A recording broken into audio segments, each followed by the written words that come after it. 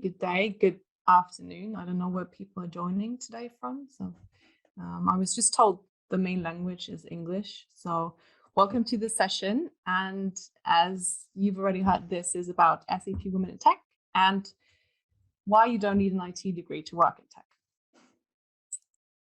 Let me put this into presentation mode and take a look at the really short agenda because our session is only, I think, 30 minutes long.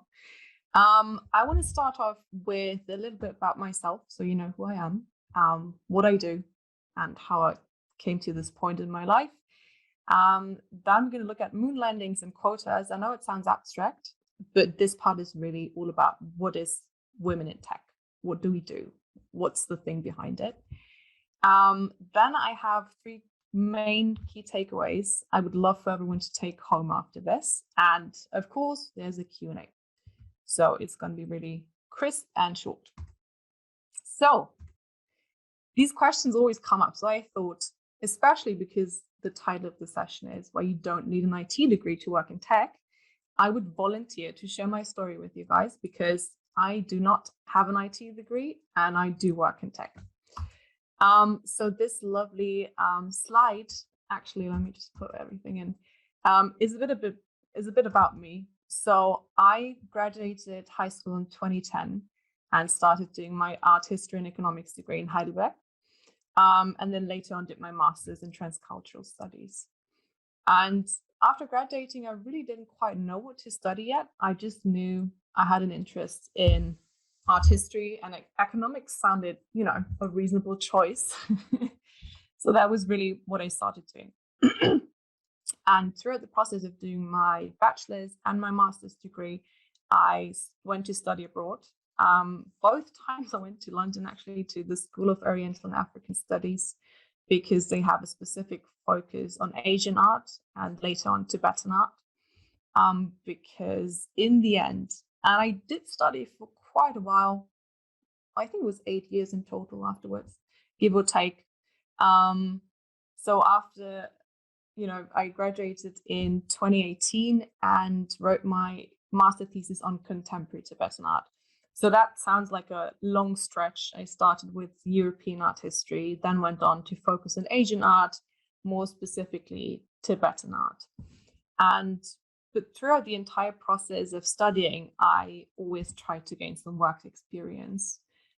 So I did an internship at SAP, I think it was 2016, in marketing, because that seemed to be an obvious choice. If you have an art history degree, I figured it should be something visual, and marketing sounded visual. So that's the first kind of work experience I've had outside of the kind of cultural workspace. I've done museum, I've done gallery, I've done auction house, but none of them really were quite a good fit. So I looked into different things, did the internship in marketing, then had some more experience as a working student doing online marketing.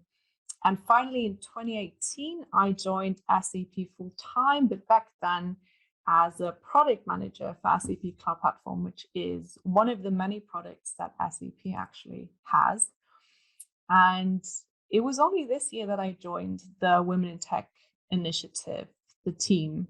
I think it must have been April this year. So during the pandemic, I know the people I work with, I've seen them a couple of times, but I basically started working as part of this team completely from home in front of my computer, which is where I am currently at.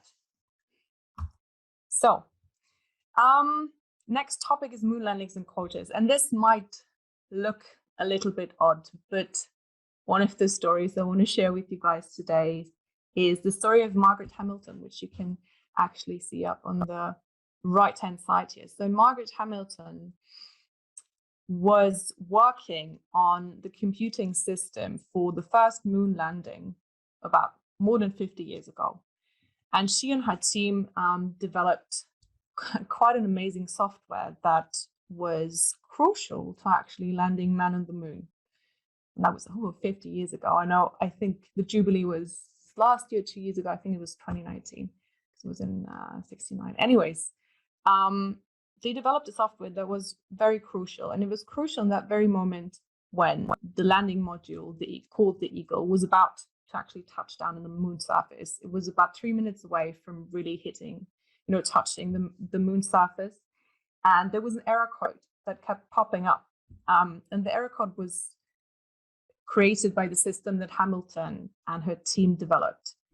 And it only took them seconds to find out that this error code, it was an error, but it was not essential to continuing the process of landing on the moon.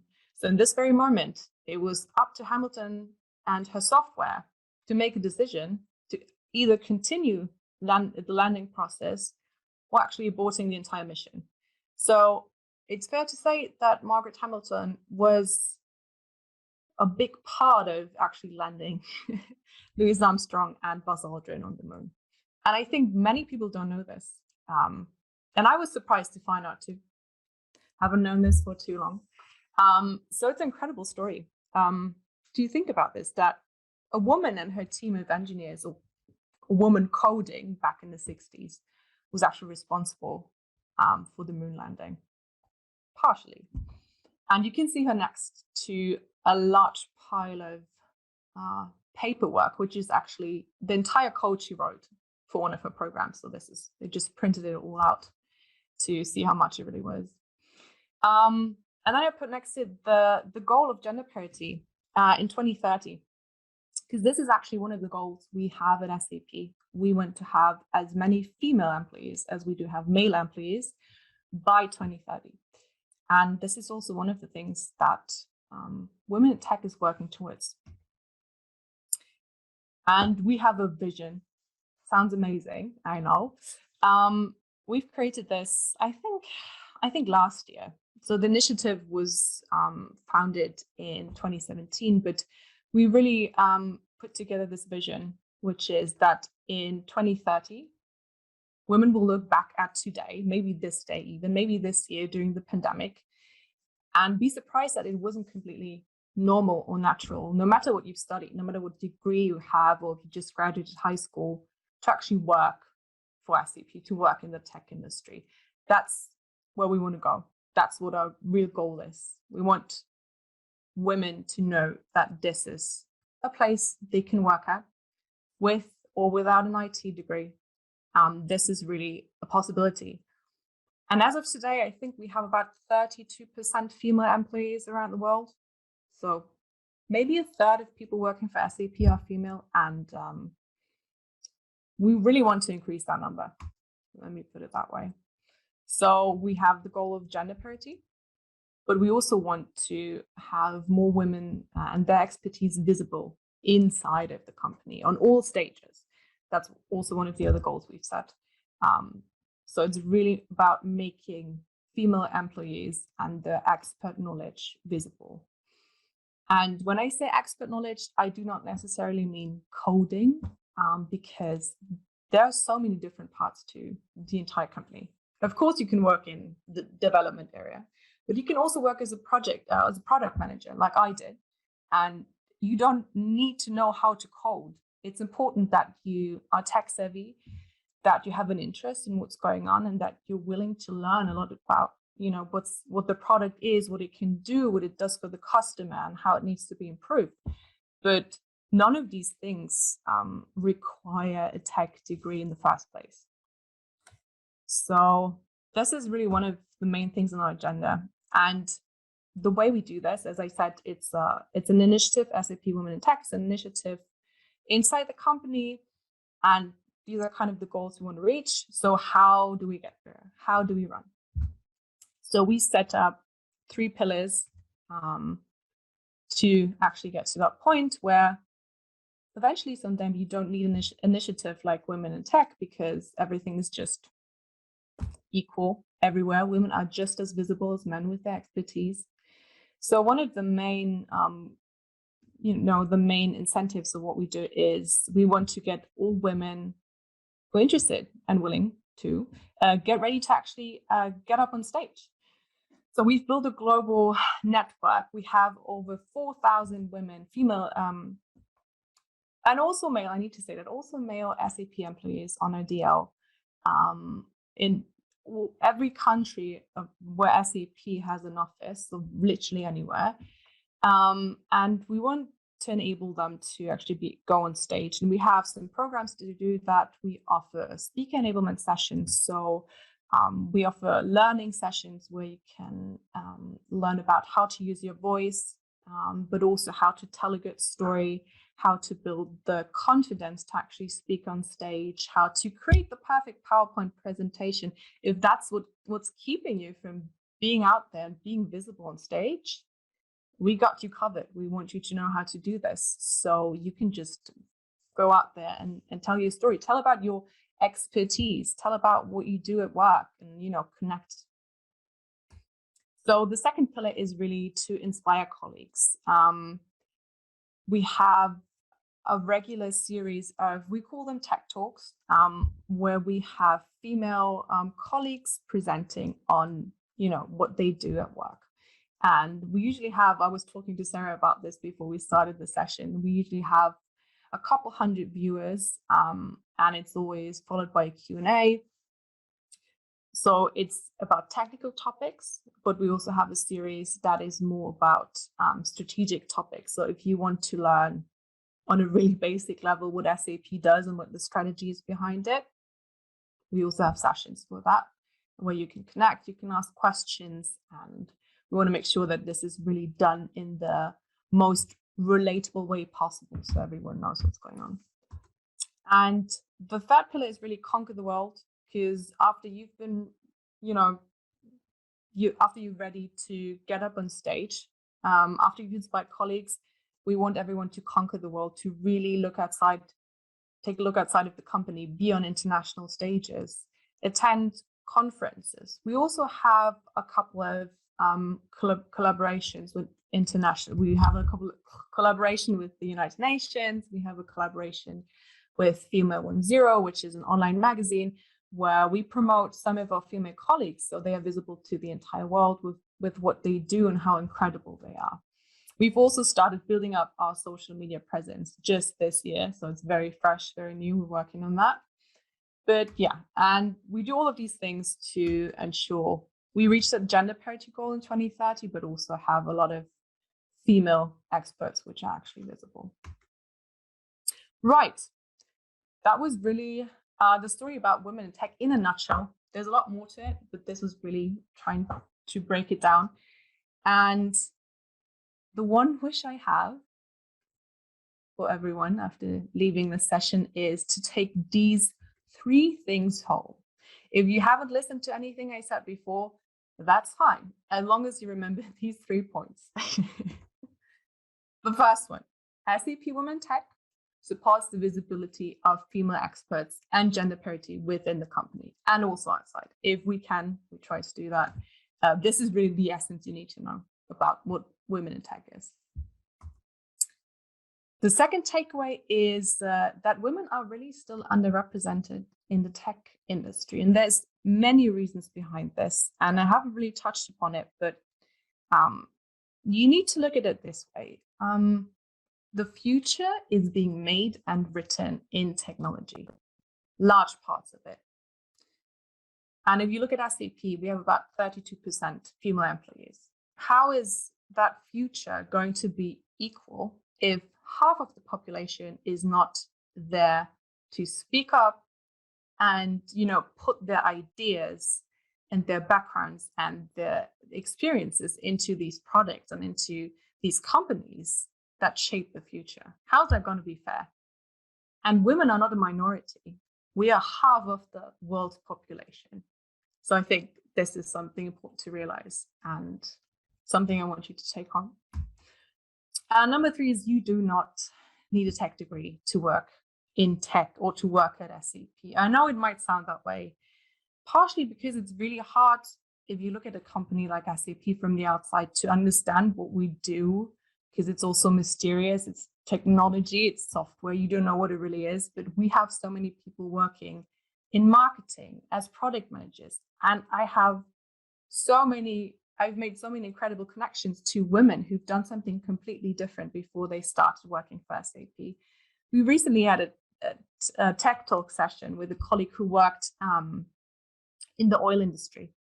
So she had a degree, I think, in chemistry, started working offshore on one of those oil rigs on one of those platforms. And she told the story of what she did there and then how she got interested in technology, because of course they use systems, they use software to keep their stuff running. And she's just one example of many. I've worked with a marketing specialist. She graduated in marketing. I had a colleague who was a translator. She translated, that's what she learned at university. She was translating texts. There are many people who study language, especially in the machine learning and AI field, because that's the kind of knowledge you need. I actually have a friend back from when I did my degree in transcultural studies who now works as in user assistance. So she basically studied the same thing I did, and she writes the user assistance notes for some of the projects. So there's such a large variety. And even if you do not have a degree in a university degree, I have a colleague I just recently met who started working here as an assistant without ever having graduated university. And now she is working for the SAP community. She's no longer an assistant. She moved on from that. And I guess the point I'm trying to make is that no matter what you're currently studying or what you've studied before, you can work in tech. If this is something that interests you, if you think, like I did, that this is where the future is being made, go ahead and apply. There's so many open positions. This is really something I want you to take home. Yeah, well, and I think that's really it. I hope it wasn't too short or too long. So now it's question time. Did anyone by any chance ask any questions? Yep. We have one question, well, two, Yeah. but the first one is, how technical is your role? This is a good question, Anonymous. I know. Thank you for asking that. So what I'm doing right now is SAP Women in Tech. So I would say the amount of technical is very small, because as an example, when I did that tech talk with a colleague who came from the oil companies and is now working for SAP, I really just tried to understand what she's currently doing. I asked a bit, what are the things you do on a daily basis to make sure that after the talk, we could go into more detailed discussion. So I would say technical, maybe, I don't want to lie, 15 to 20%. I mean, it helps if you have an understanding of what the company really does, kind of the strategy, what's going on, to just have a good overview. But as of right now, it's not very technical. It was different in product management. I would have said that was at least 60 or 70%. It was different. But yeah, it's not very technical. I hope that answers the question. Yeah. Would this mean women will be given a job at SAP easily with this skill? This is also a good question. Personally, I do not believe in quotas, right? I think it's good to set an abstract goal and say we want to have 50% women working here by 2030. But it's a difficult discussion. I would answer your question with I'm not sure. I cannot tell you. I'm not in HR. The only thing I can tell you is that people will be hired based on their skills, not necessarily their gender, if that makes any difference. But I think that in general, this is really a time for women to step up their game, because what happens most of the time is you read a job advertisement, you look at it, and it's like, we as women, and I'm speaking here for myself and some friends I have, you look at all the points they want you to do, and you're like, I know about 50 or 60% of what they require me to do in my job. And I know that for a lot of my male friends, it's like, I can do almost everything. And with the other stuff, I'm just gonna pretend. So men will more likely apply for these positions as opposed to women. So to come back to this, I think people are still being hired. I am sure people are still being hired based on their skills, not their gender. But I think this is really a time for women to step up their game and say, I can do tech. I'm just going to apply and see how it goes. So I would encourage you to apply for a position without considering your gender. Yeah, I mean, I guess you could say, to put it in short, we don't have any type of quota to hire more women. Yes. We just want more women to actually apply for the job. So a follow-up question from Lisa is, and then anonymous attendee, I'll get to your question, but the follow-up is there a gender pay gap at SAP? That is a question I don't think I can answer. Sarah, do you know that? No, there is no gender pay gap at SAP. Pay purely depends on the level you are. So at SAP, we have different levels, like you're, maybe an early talent, a T1, a T2, a T3. It's based on that, as far as I know. So Anonymous asked, oh, wait, there's another question here. I answered Clarissa already, but I think your take would be interesting too. Do I need an internship in a tech area or at SAP to have a better chance in applying for SAP? Yes, clear answer, as you just said, is no, you don't. I was lucky to do the internship at SAP, but most people come here and haven't had some sort of internship experience with SAP. Not even in tech. Most of the stuff I did was in art related fields, maybe some marketing, maybe some recruitment. I worked for a recruitment company, did some marketing there, but no, I don't think anyone necessarily, no. All right, next one. How do I find out if I'm truly interested in working in a tech company? Wait, so what question was that? How do I find out if I'm truly interested? Okay, that is a good question. I think give it a try, do an internship, be a working student in like a tech related field. I can tell you in all honesty that before I started working for SAP, I thought tech industry was dull. Sorry to say it, but I've never had any experience in the tech field, so I didn't know. But now that I get more into it, it becomes more interesting every day because there's so much to learn and there's so much to understand about how this shapes our world and how this will shape our future. So I'd say give it a try, maybe with an internship, which can only be 6 months, maybe as a working student. The workload is not that high. You can just try and see what it's like. So try to get an insight. You can even talk to people if you know someone in amongst your friends and find out. But I'd say maybe just give it a try. And if it doesn't work out, you can still do something else. Yeah. And I think the thing is with the tech industry, as Frederica already mentioned, it's so broad. There is really something for everyone because companies this big, they have all types of departments. If you're interested in ethics, you could work for corporate social responsibility. Like there's really something for everyone. Yeah. So next question. Oh, I love this. I identify as a male, I've seen it. Yeah. So Max, if this is a great question. I'm actually so happy someone male joined this session because usually it's kind of whenever someone reads women in tech, it's like, oh no, it's for women only. But it's actually great when some men join the session too. If I've experienced any discrimination being women in your career path, I can honestly say I haven't so far. There will be there will be certain habits and certain attitudes towards you if you're a young woman in a mainly white male company. I can tell you that happens. It never really felt discriminating, and I would always recommend to speak up. But so far, I don't think this impacted my career. But that's because I've always had a really good network of women to talk to and to discuss these things with. But I'd say rather no, it hasn't had an impact on my career.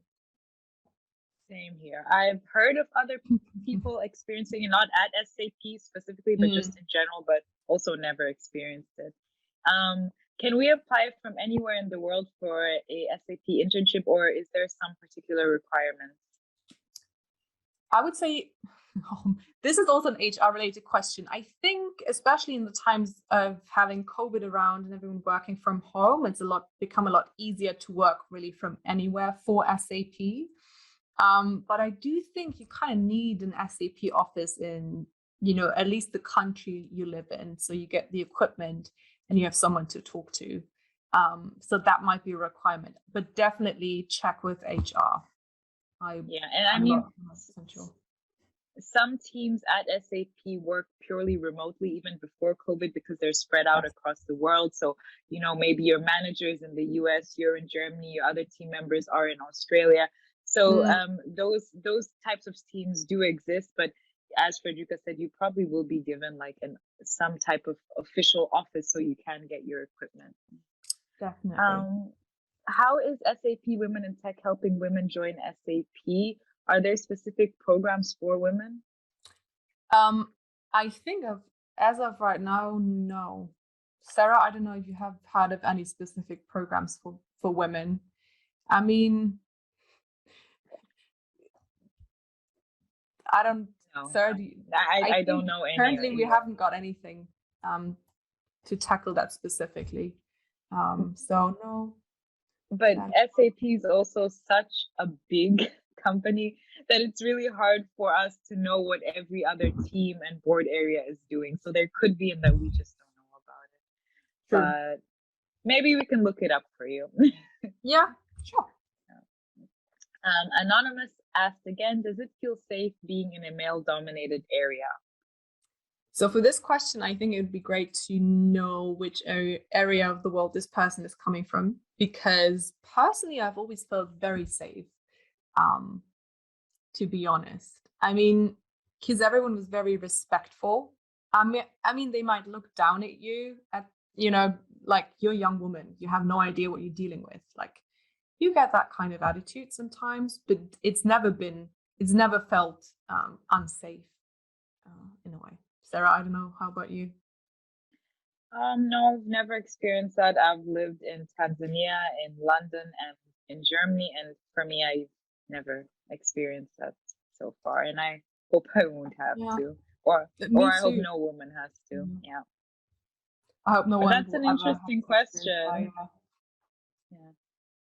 Anonymous, I would love to hear what made you ask that question. That's a very interesting question. Yeah. I mean, maybe it's probably different in some areas of the world. Yeah. I'd say that, but yeah. So we have about 1 minute left. So if you have any more questions, just ask away, or you can unmute yourself and ask. You can also, if that helps, I mean, I'm happy to answer questions even outside of this session. So if anyone wants to get in touch, you can find me on LinkedIn and just get in touch. Or I think my email address is somewhere on this presentation if you guys want to ask anything, really. I'm pretty open to answering questions.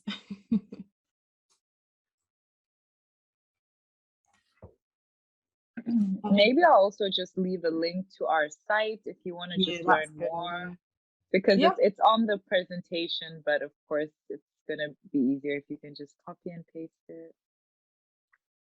That's true. I mean, we could also just paste in the chat, but we covered all questions, right? Because I just realized there's two windows, Q&A, and then there's the chat. I didn't even realize that. Okay, so we have a poll up now. So if you could just take a few seconds to give us feedback, that would be awesome. That would be great. Oh, such good feedback. Frederica, you did so well. Look at the amazing feedback. You know, they can still hear you talking, right? We're not. I know. I know. I'm saying that's great. Like they like your session.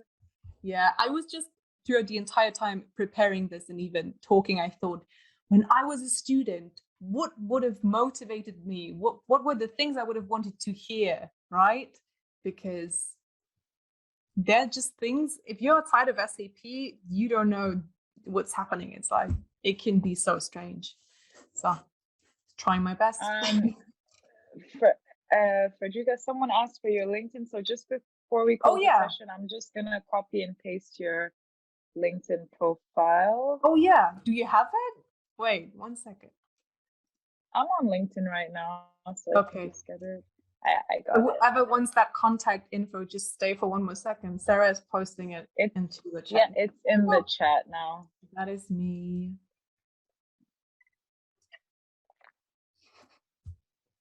Hannah said it was really so helpful. I hope it was. Thank you, guys. It's great. Even the questions. I love the questions today. That was very were some very good questions. Someone said, love the session. Wish I had heard it last year when I was looking for a job with SAP and so stressed out. Now I'm one step further and have worked. Great. I didn't even know SAP employees joined the session. Interesting. Okay. Sorry, I cannot see the link. Maybe repost it. Let me repost it. Could you see it? Yeah, I could.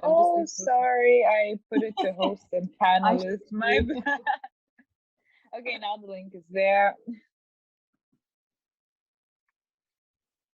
So I guess everyone has answered the poll. So thank you so much for your feedback. Thanks, everyone. Yeah.